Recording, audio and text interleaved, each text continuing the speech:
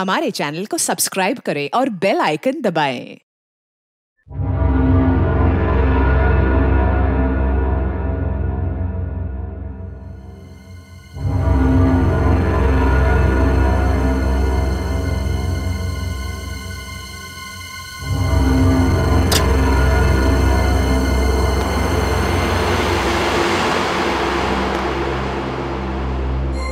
Ma'am साहब जब मैके चली जाती है तो कुमार साहब बिल्कुल आलसी हो जाते हैं।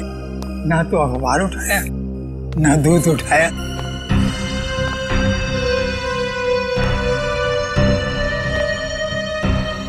ये ली।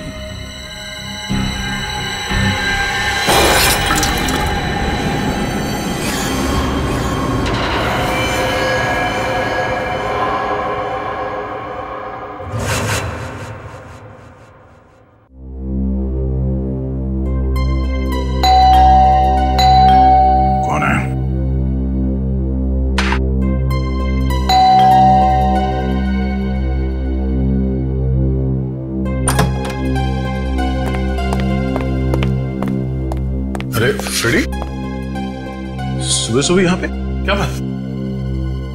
अरे ठीक तो परेशान लग रहे हैं। आप बहुत लकी हो सर। तो ये तुम्हारी परेशानी है? अच्छा हुआ आपने शादी नहीं की, बल्कि मैं कहता हूं किसी ने भी शादी नहीं करनी चाहिए। ओह, तो लड्डू खा के पछता रहे हो आप? बीवी से तू मैं करके आ रहे हो यहाँ पे? हाँ, तू मैं? अरे सर, मेरे घर में सिर्फ मैं चलती है। क्या हुआ क्या एग्जैक्टली?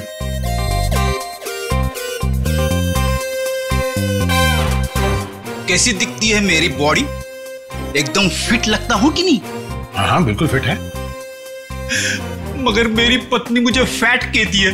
ओह, अब फिट और फैट के बीच में अंतर है कि नहीं? बिल्कुल। मगर उसे कौन समझाएगा? कल रात को मैं खटिया पे सोने गया तो खटिया टूट गई।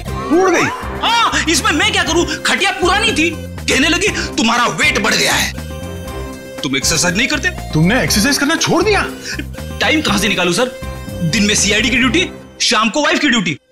अब इस बीच में मैं जिम कब जाऊं सर? मैंने उससे कहा कि तू शाम को अकेली बाजार जाया कर ताकि मुझे जिम जाने के लिए वक्त मिले, लेकिन नहीं, भड़क गई मेरे पे। कहने लगे कि तू पहले तो बहुत टाइम निकालता था, मेरे इर्द गिर्द भौरे की तरह घूमता था, लेकिन अभी 1 घंटे की फुर्सत भी नहीं है तुम्हारे पास। मैं क्या करूं सर?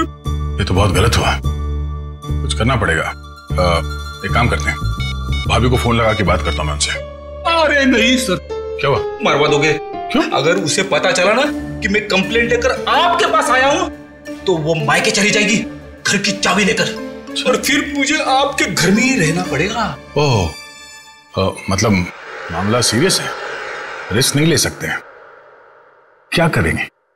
सिवाय अफसोस के मैं तो कुछ नहीं कर सकता। मेरे पास एक उपाय है। क्या? भाभी को लगता है कि तुम फैट हो, फिट नहीं हो, है ना? तो तुम फिट हो जाओ। कैसे? एक्सरसाइज करके। और ऐसी एक्सरसाइज बताऊंगा जो तुम ऑफिस में बैठे बैठे भी कर सकते हो। मगर हाँ, जब फुर्सत मिले तभी करना। नहीं तो इसी बीच आपको पता चल गया ना तो तुम्हें नौकरी से निकाल देंगे। अरे, है ना? एक मिनट। हाँ, हेलो, क्या? कहां पे?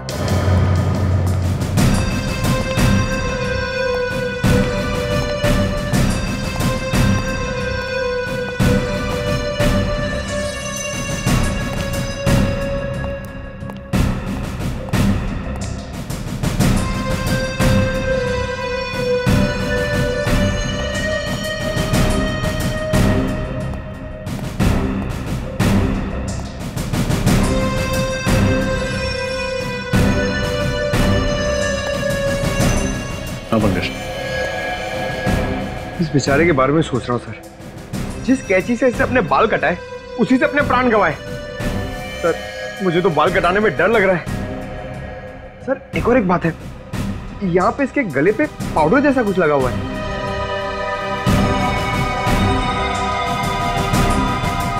हाँ शंभू जी, बताइए क्या हुआ यहाँ पर, क्या देखा आपने?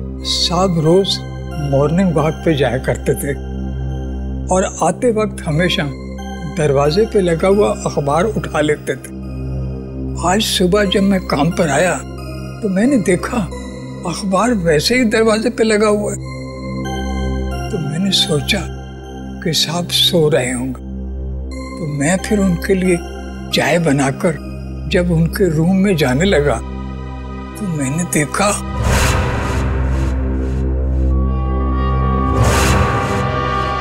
बड़ी अजीब बात है ना, जिस कैंची से कुमार जी के बाल कटवाए वही कैंची नाई ने उनके छाती में भोंक दी।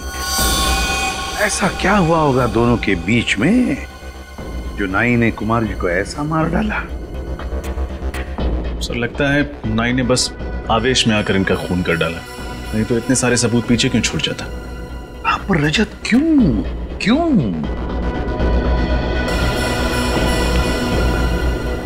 मुझे एक बात बताओ, आपके कुमार साहब करते क्या थे?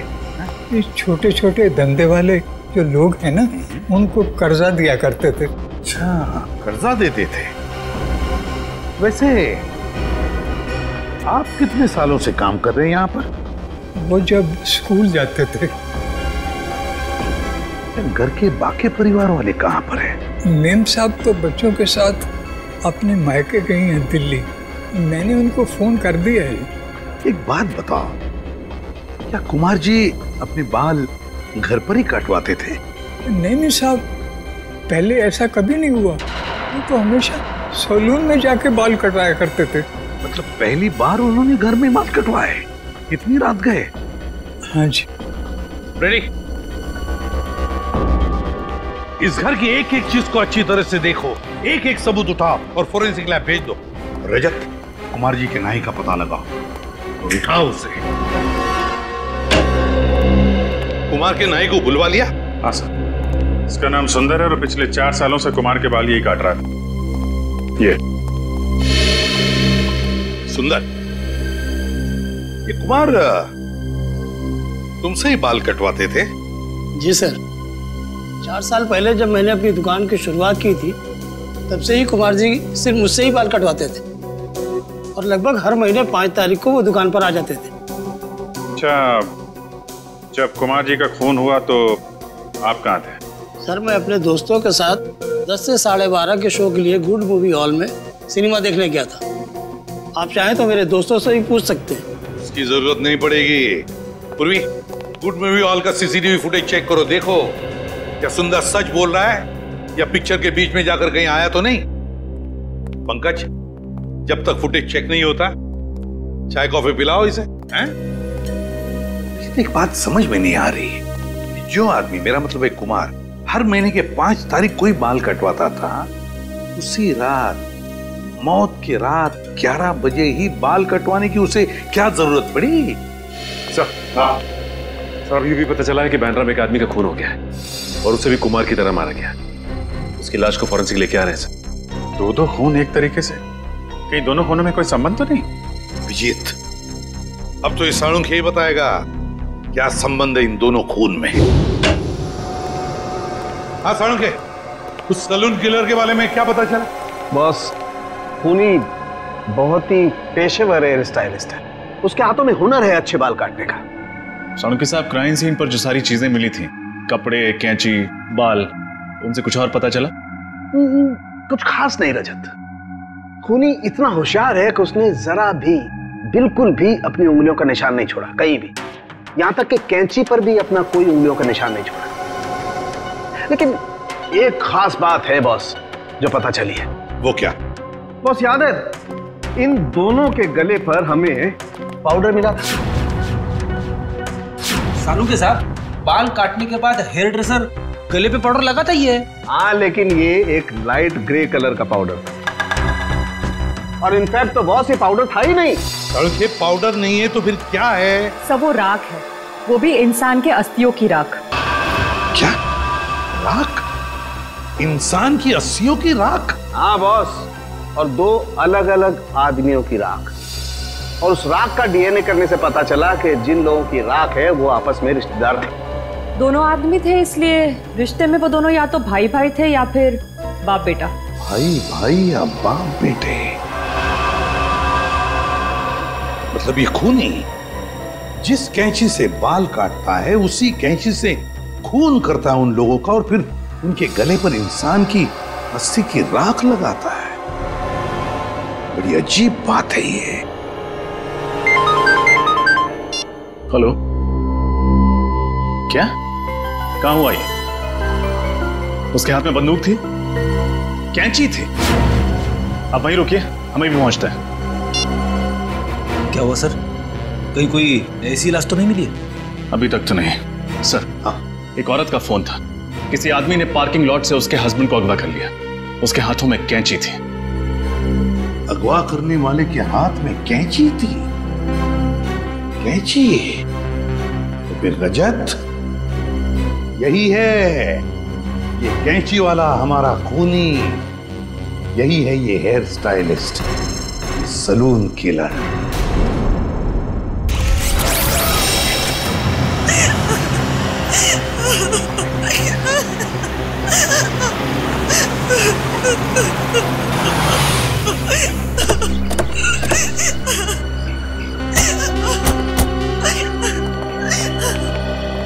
आपने सीआईडी ब्यूरो में फोन किया था मैडम?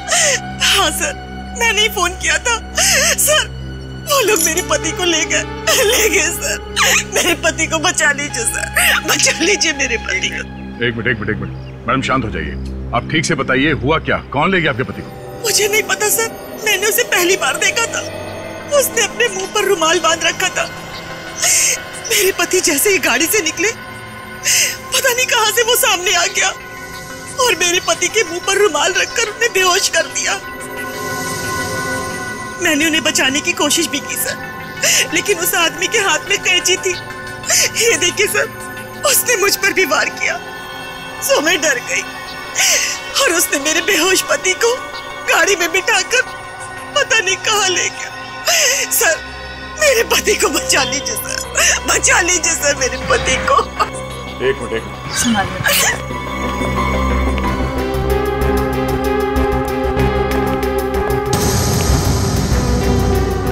सर, यहाँ पे एक रुमाल पड़ा हुआ है।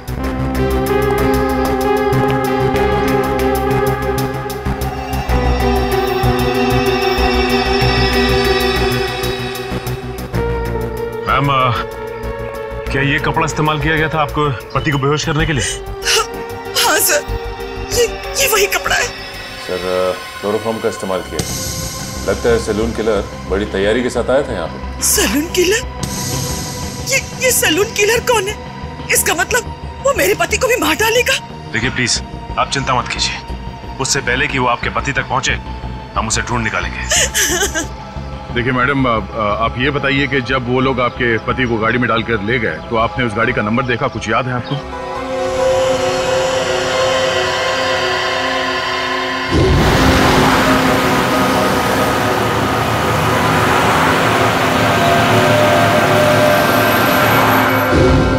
नहीं सर, नंबर प्लेट पे तो काला रंग लगा हुआ था, लेकिन गाड़ी के पीछे साइड पे कांच पे एक स्टिकर चिपका था जिसमें Q1 लिखा था। Q1? क्या उस स्टिकर पे कोई म्यूजिकल साइन भी बना हुआ था? हाँ था। श्रेया, तुम इस Q1 के बारे में कुछ जानती हो? हाँ सर, Q1 एक दुकान है जहाँ गाड़ियों के म्यूजिक सिस्टम्स बेचे जाते हैं। ओह, गाड़ी के नंबर प्लेट को काली करने से उसने सोचा कि वो बच जाएगा। बेवकूफ आदमी। Q1 music.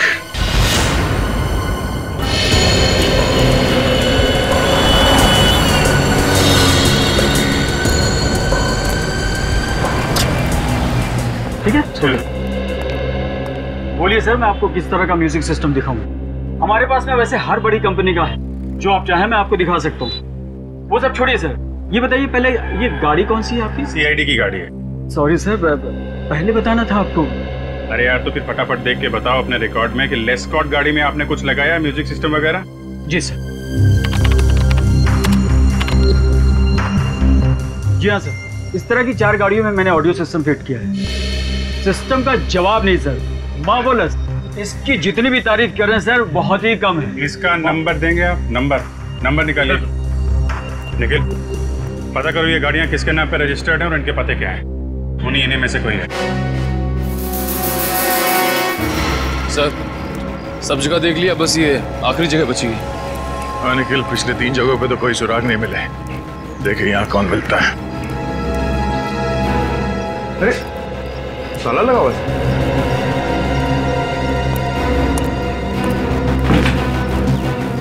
क्या बात है सर?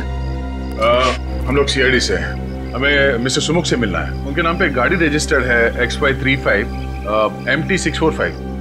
घर पे नहीं है क्या वो? साहब मैंने सुना था कि वो 2 महीने पहले ही मर गया था। क्या? सुमुख 2 महीने पहले मर चुका है? जी साहब। और आपको? सर मेरा नाम सनी है सर, मैं इसी खुली में रहता हूँ सर। मैंने सुना था कि दोनों बाप बेटे ने आत्महत्या कर ली थी। बेचारे दोनों इसी खोली में जल के मर गए थे। ये सब कैसे हुआ? आप लोगों ने बचाने की कोशिश नहीं की? वो साहब सब कुछ आधी रात को हुआ ना, तो किसी को पता ही नहीं चला। मैंने भी कोई आवाज नहीं सुनी। आप साहब मेरा नाम कांता है, मैं बाजू वाली खोली में रहती हूँ। अच्छा ये सुमुख की जो गाड़ी है वो कहाँ है? गाड़ी? क्या सुमुख के पास गाड़ी थी? साहब हमने तो कभी नहीं देखी। और सुमुख तो चल ही नहीं पाता था साहब, तो गाड़ी कैसे चलाता? सुमुख चल नहीं पाता था? जी नहीं। मधुसूदन को जिस गाड़ी में किडनैप किया गया वो गाड़ी सुमुख के नाम पर रजिस्टर्ड है और सुमुख चल नहीं सकता था। ये क्या राज है तो दरवाजा खोलने के बाद ही पता चलेगा।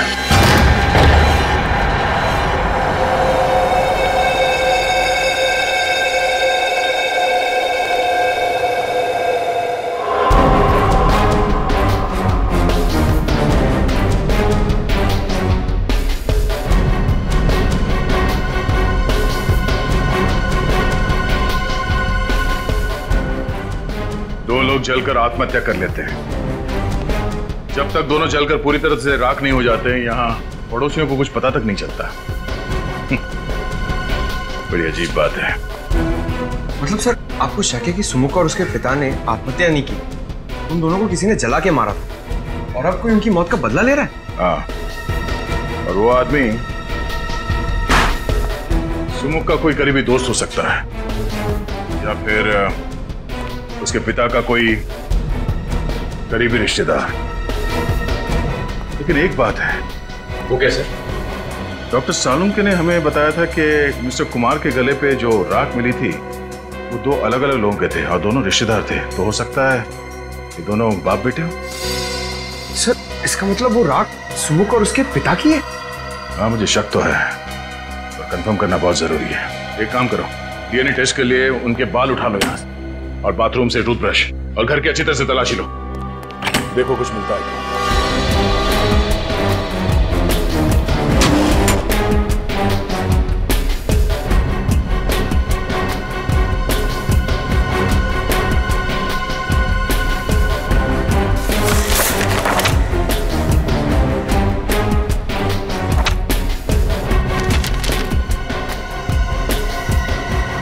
सर ये एनवलप मिला अंदर से।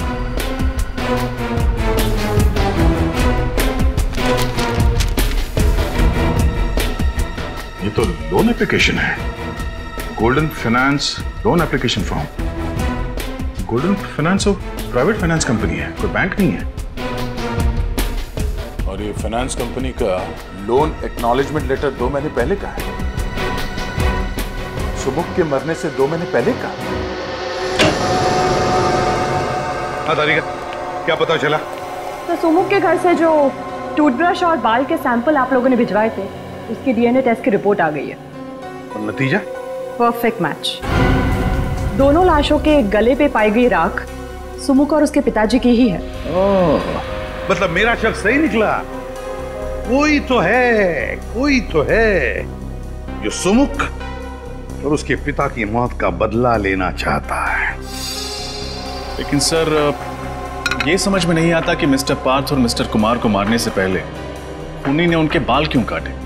एक क्राइम सीन को एक सैलून का रूप क्यों देना चाहता है? सबसे पहले हमें यह पता लगाना चाहिए कि ऐसे कौन करीबी लोग हैं सुमुख और उसके पिताजी के जो उनकी मौत का बदला लेना चाहते हैं, और फिर इन दोनों ने आत्महत्या क्यों की? सर ऐसा भी तो हो सकता है कि किसी ने उन दोनों को मार डाला हो और आत्महत्या दिखा रहा हो। और सर मिस्टर पार्थ और मिस्टर कुमार को खूनी ने उनके घर में ही मारा, लेकिन मिस्टर मधुसूदन को उसने अगवा कर लिया। जानबूझ के? हो सकता है मधुसूदन को किसी खास जगह ले जाकर के मारना चाहता हो। आदे। अच्छा, गोल्डन फाइनेंस कंपनी। ठीक है। सुमुख ने मरने से पहले गोल्डन फाइनेंस कंपनी से लोन लेना चाहा था। Golden Finance company.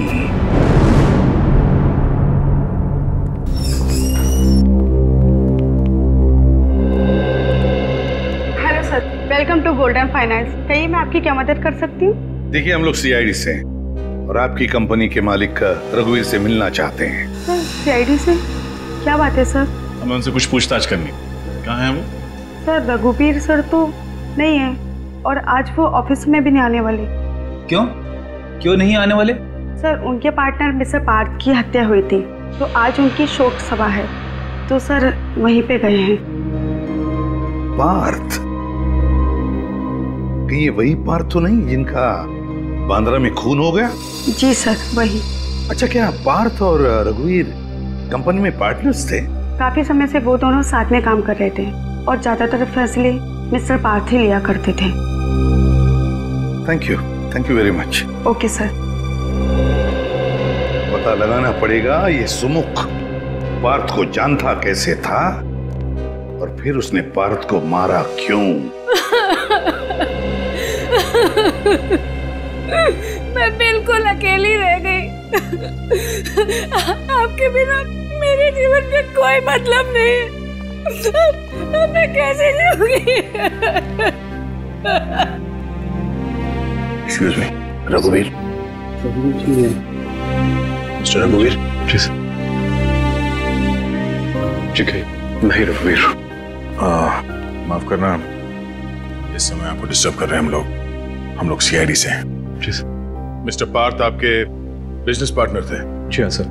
20 साल पहले मैंने एक कंपनी शुरू की थी जो पिछले 10 साल से घाटे में जा रही थी। पार्थ अगर उसे ज्वाइन नहीं करता तो कंपनी डूब जाती सर। मैं रोड पे आ जाता। बहुत अच्छा आदमी था सर। अच्छा, आपने कभी किसी मिस्टर कुमार या मधुसूदन का नाम सुना? नहीं सर, मैं इन दोनों लोगों से नहीं मिला और ना ही कभी पार्थ के मुंह से इनका नाम सुना है। लेकिन क्या हुआ सर? मिस्टर कुमार का भी खून ठीक उसी तरह से हुआ है जैसे मिस्टर पार्थ का हुआ है और हमें शक है कि मधुसूदन को भी उसी खूनी ने अगवा किया है। खैर, अब ये बताइए कि आपको किसी पे शक है? नहीं सर, मुझे किसी पे शक नहीं है। पार्थ बहुत ज्यादा प्रोफेशनल था, अपने घर और काम से मतलब रखता था। ना तो उसकी कोई बुरी सोबत थी और न ही उसे कोई बुरी आदत थी। मिस्टर पार्थ ने कभी सुमुख नाम के किसी आदमी के बारे में कुछ बताया आपको? सुमुख? हाँ, सुमुख नाम के एक आदमी ने हमारी कंपनी में एक लोन के लिए अर्जी दी थी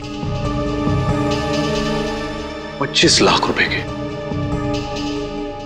लेकिन पार्थ ने उसे रिजेक्ट कर दिया था।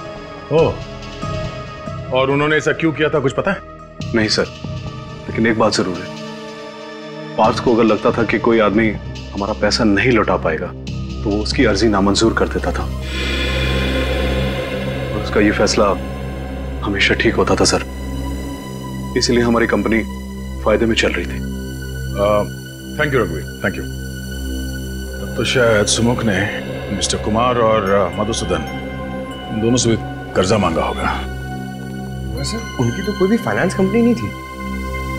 लेकिन कभी कभी बिजनेसमैन ऊंचे ब्याज पर कर्जा दे दिया करते हैं। एक काम करो, मिस्टर कुमार और मधुसूदन इन दोनों के परिवार वालों को और उनके ऑफिस में जितने लोग काम करते हैं उन सबको ब्यूरो बुलाओ।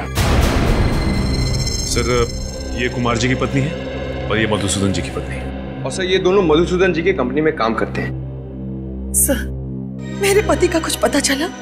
वो सही सलामत तो है ना? देखिए, आप बिल्कुल चिंता मत कीजिए, आपके पति को हम सही सलामत वापस ले आएंगे। हम पूरी कोशिश कर रहे हैं। वैसे मिस्टर कुमार छोटे छोटे बिजनेस में इन्वेस्ट करते थे, है ना?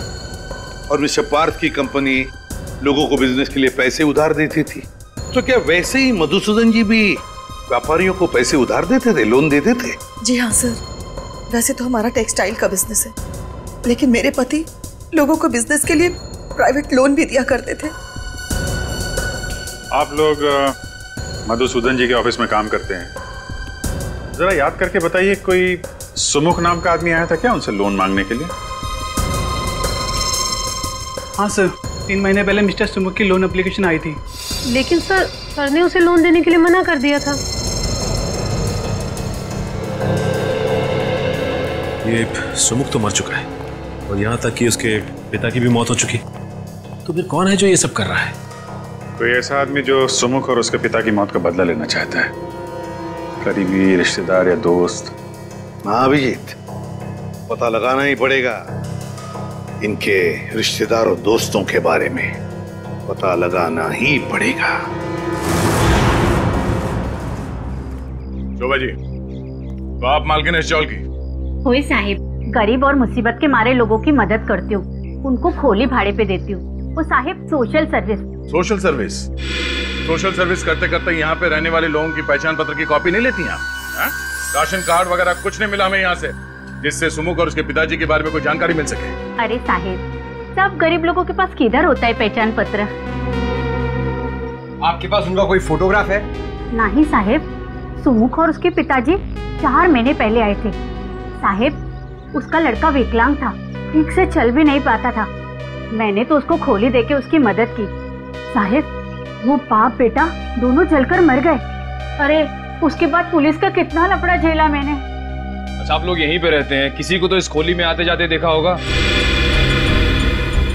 नहीं। और आपने? सर मैं तो यहाँ 3 महीने पहले ही रहने आया हूँ, मुझे तो कुछ भी मालूम नहीं है। साहिब, ये सच बोलता है, ये तो अभी रहने को आया है। वो दोनों बाप बेटा ना किसी से बात नहीं करते थे, कोई रिश्तेदार दोस्त कोई उनको मिलने नहीं आता था। अच्छा, आप लोगों ने कभी उन्हें बात करते हुए सुना या फिर किसी का नाम का जिक्र करते हुए सुना? याद करिए। हाँ साहब, मरने से 3 दिन पहले रात को बाप बेटे में खूब झगड़ा हुआ और किसी बात को लेकर बहस भी हो रही थी। कैसी बहस?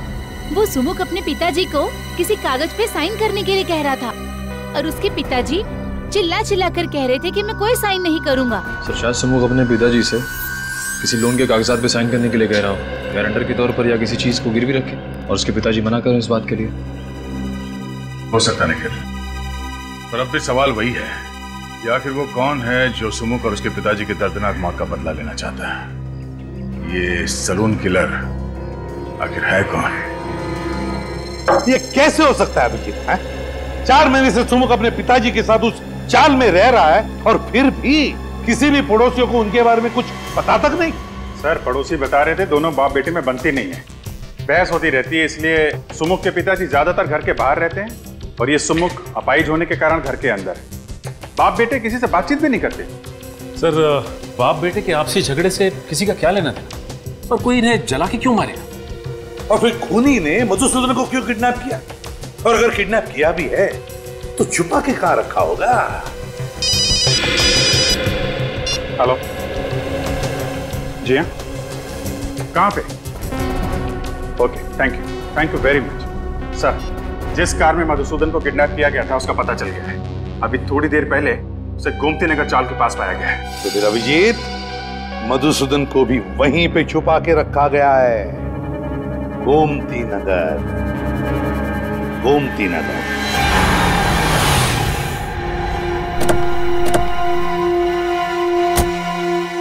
यहां से हमें पैदल ही जाना होगा, लेकिन सावधान रहना, खूनी कभी भी कोई भी हरकत कर सकता है। इस बार वो हमारे हाथों से बचना नहीं चाहिए।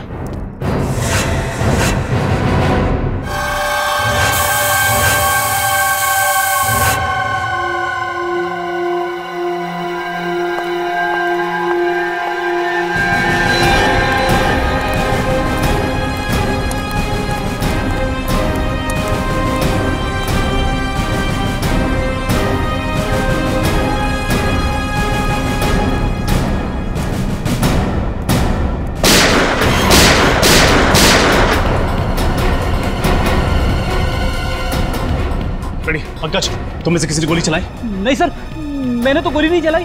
नहीं सर, मैंने नहीं चलाई। तब तो ये जरूर उसे खूनी का काम होगा। जिस दिशा से गोली की आवाज आई है उधर आ जाओ।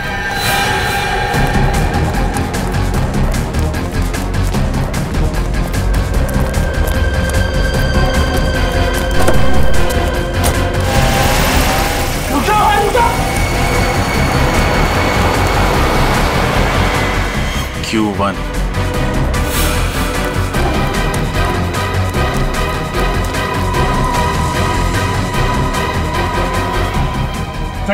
जिंदा है, इसे संभालो। आओ पंकज।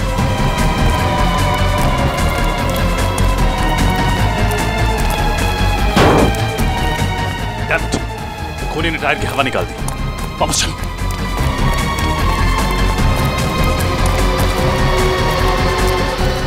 सुनो, अपनी आंखें खुली रखने की कोशिश कर। तो मेरी आवाज सुनाई दे रही है? वो कौन था जिसने गोली चलाई? और वो तुम सबको मारना क्यों चाहता था? वो हमारे बॉस को ले गया। बॉस? क्या नाम है तुम्हारे बॉस का? लकी नाम है वो। लकी? और ये सब कौन है? ये सब भागे सारे हमारे साथी। एक खूनी एक गुंडे को क्यों अगवा करेगा? सुन, इसने मुजरिम को देखा है। हर हाल में इसका बचना जरूरी है। हॉस्पिटल ले जाओ इसे। चलो आओ, जल्दी जल्दी।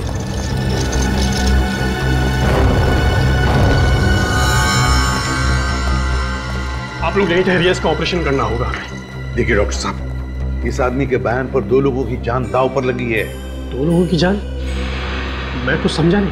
डॉक्टर साहब, हम एक खूनी को ढूंढ रहे हैं। उसने 2 खून किए और 2 लोगों को पकड़ के रखा है, और उसके बारे में सिर्फ यही बता सकता है। अभी यही देखिए, उसको होश ऑपरेशन के बाद ही आएगा।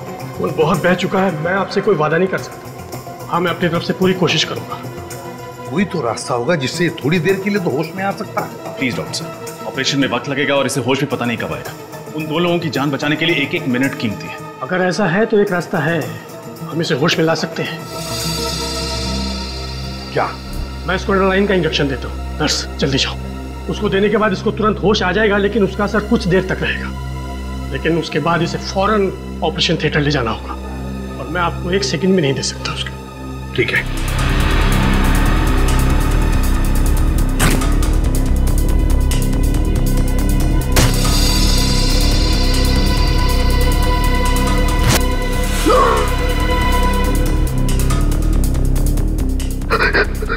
क्या हुआ?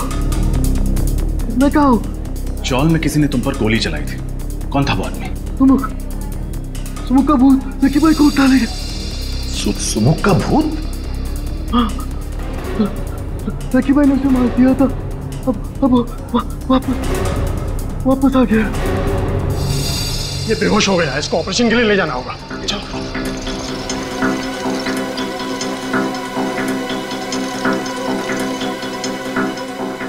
सुमुख जिंदा है? उसी की तो राख मिली थी ना कुमार और पार्थ के गले में, तो फिर ये सुमुख जिंदा कैसे हो सकता है? अगर सुमुख जिंदा है तो वो राख थी किसकी, और इस वक्त सुमुख कहाँ है? इसका जवाब तो वो अकाउंटेंट देगा।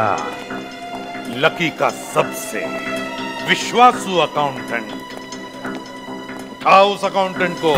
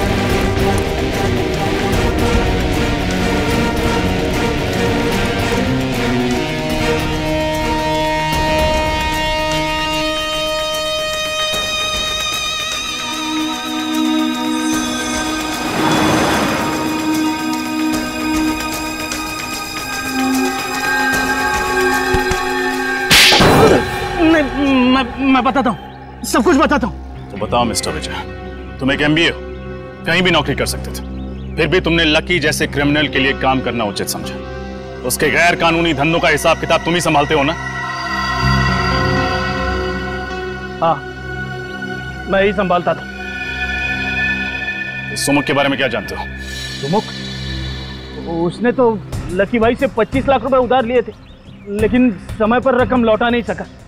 और उस वक्त लकी भाई को शहर में अपने नाम की धाक जमानी थी, इसलिए उन्होंने सुमुख और उसके पिताजी को मरवा दिया। लेकिन आप सुमुख के बारे में क्यों पूछ रहे? वो तो एक छोटी सी मक्खी। जिसे तुम एक छोटी सी मक्खी कह रहे हो, उसने लकी को अगवा किया, उसके सारे आदमियों को मरवा दिया। एक अपाहिज ने तुम्हारे लकी भाई को खत्म कर दिया, समझे तुम? अपाहिज? कौन है अपाहिज? सुमुख तो अपाहिज नहीं था। क्या? सुमुख अपाहिज नहीं था? नहीं, लेकिन चौल में सबने बताया था कि वो अपाहिज था। नामुमकिन है। जब वो लकी भाई से उधार मांगने के लिए आया था तब मैं वहां पर मौजूद था। किस लिए मांगने आया था वो पैसे? वो नई दुकान खोलना चाहता था और अपने पिताजी के लिए नया घर लेना चाहता था, लेकिन वो अपने पैरों पे चलकर वहां पर आया था और अपने पैरों पर ही वहां से गया।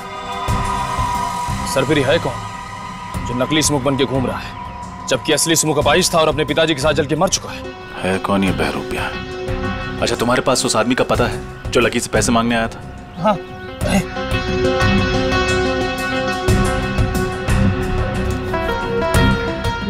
मांडवा गली खोली नंबर 4। मांडवा गली खोली नंबर 4?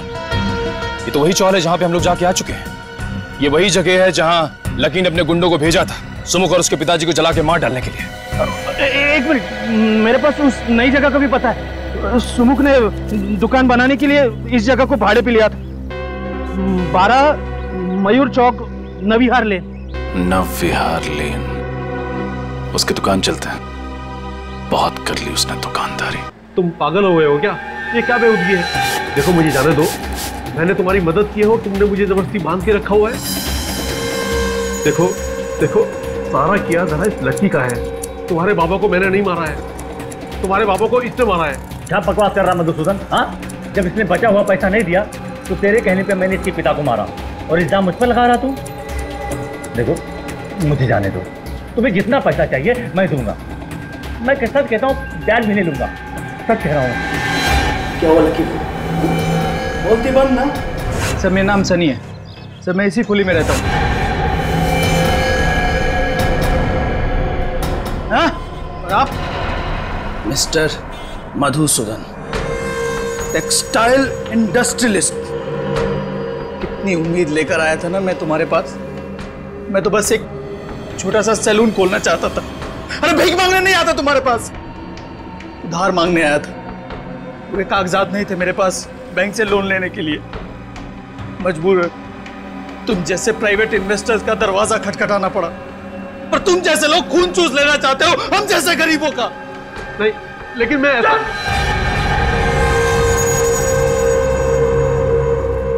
लकी भाई, एक किस्त देने में देर कर देने पर कोई किसी के बाबा और उसके निर्दोष बेटे को चलाकर मार सकता है क्या? हाँ? गलती हुई, माफ कर दो प्लीज। अब मैं माफी मांग रहा हूँ।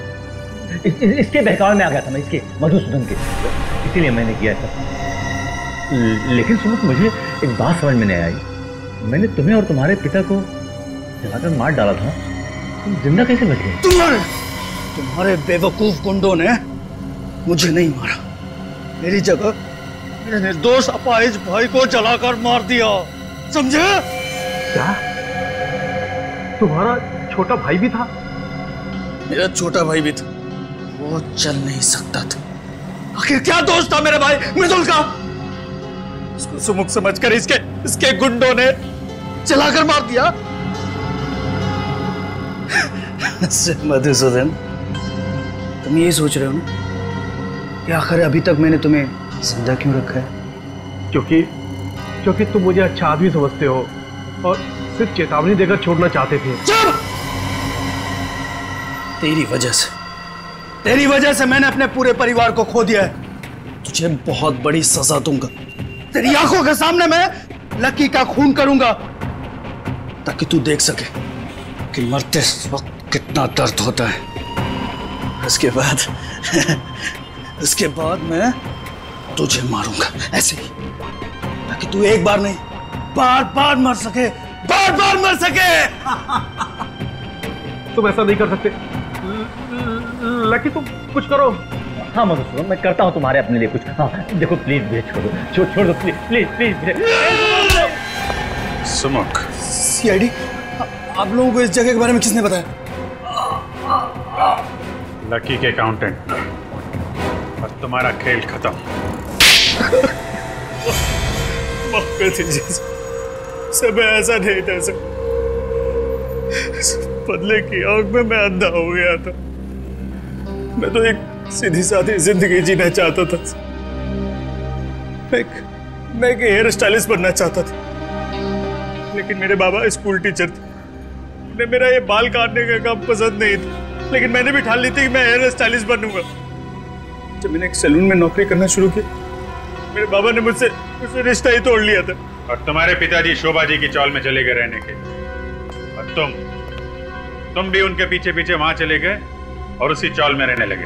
हाँ सर, जैसे ही मुझे पता चला कि बाबा और मृदुल वहां रहने लगे तो मैं भी वहां शिफ्ट हो गया। लेकिन मेरे बाबा तो मुझसे गुस्सा थे। उन्होंने चौल में किसी को नहीं बताया कि मैं उनका बेटा हूं, पर मैंने भी ठान ली थी कि अपना खुद का एक सैलून खोलूंगा और बाबा को साबित कर दूंगा कि एक हेयर स्टाइलिस्ट बन के भी एक इंसान कामयाब हो सकता है, उसे इज्जत मिल सकती है। और इसीलिए तुमने लोन लेने के बारे में सोचा? हाँ हाँ सर, पर फिर भी मुझे बैंक से लोन नहीं मिल पाया। एक बार मैंने कोशिश भी की, बाबा को गारंटर के तौर पर लोन के कागजात पर साइन कराने के लिए कहा, लेकिन मेरी उनसे बहस हो गई। ये बात कांता ताई ने भी सुनी थी। पार्थ और कुमार, उन लोगों ने भी मुझे कर्जा देने से मना कर दिया था सर। और आखिर में सलून खोलने के लिए तुमने लकी से पैसे उधार लिए, क्यों? हाँ सर, और मेरा सैलून ठीक ठाक चलने भी लगा था। बस एक किस्त देने में देर कर दी थी।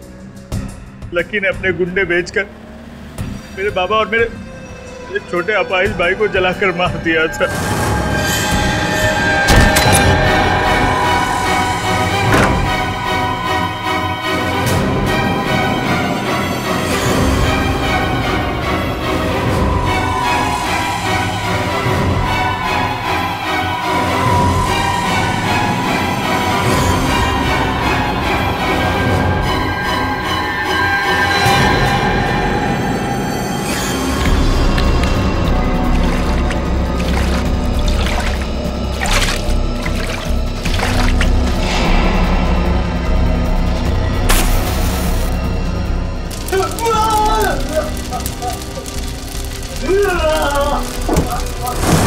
और दुनिया के सामने तुमने अपने भाई की जगह खुद को मार डाला।